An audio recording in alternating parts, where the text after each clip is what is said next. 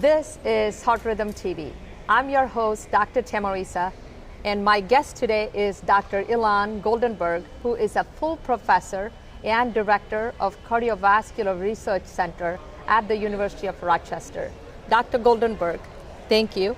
Thank you. And today's meeting, I wanted to ask you about the late-breaking clinical trials. How did you come up with this idea of doing a trial on long QT? Yeah. We have a very large registry of LQTS patients, international, Rochester-based, all over the US. And our previous data show that women experience a significant increase in the risk of arrhythmic events after the onset of adolescence, during the postpartum period, and even the perimenopausal period. On the other hand, males actually experience a reduction in the risk of arrhythmic events after the onset of adolescence. And we observed that this may be possibly due to the modulating effects of sex hormones, progesterone, estrogen, and testosterone on the potassium channel that is associated with inherited long QT syndrome. We have even seen that in LQT2, this effect is even more pronounced. And oral contraceptives represent a model in which there's a high level of sex hormones, and it may be related to the specific formulations. So there's some formulations that are progestin only, estrogen combined, and the main aim of this study was actually to see what type of formulation is safe to use in women who have congenital long QT syndrome.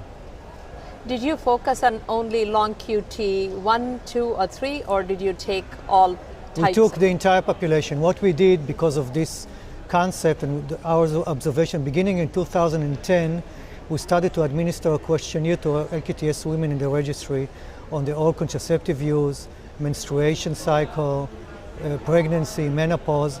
And this study, up until March 2021, we included 1,659 women, and among those, 370 use oral contraceptives.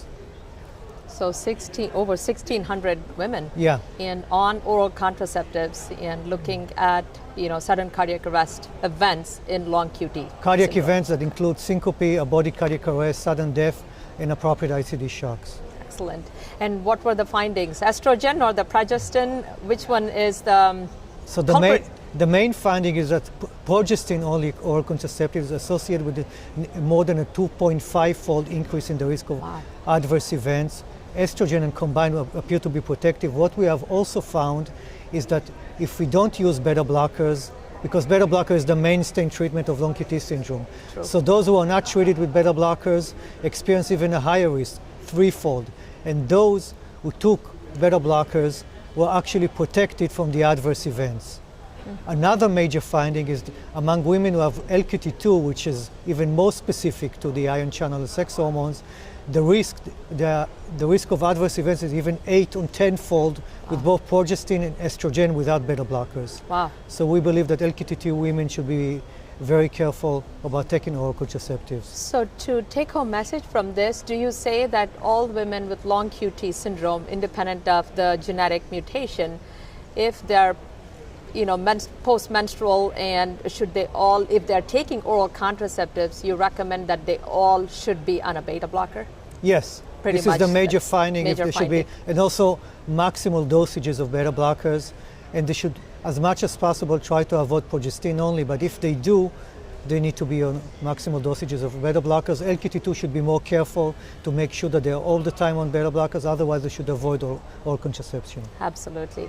And then what type of beta blocker? We usually use nadolol at maximum dosages, which was found to be more effective.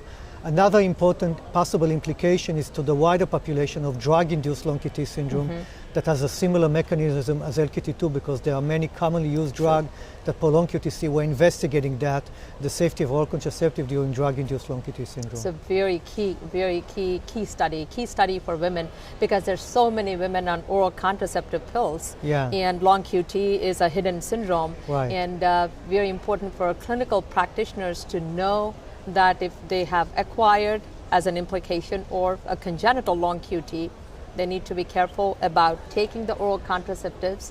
And if they're taking oral contraceptives and have long QT, they need to be on the beta blockers.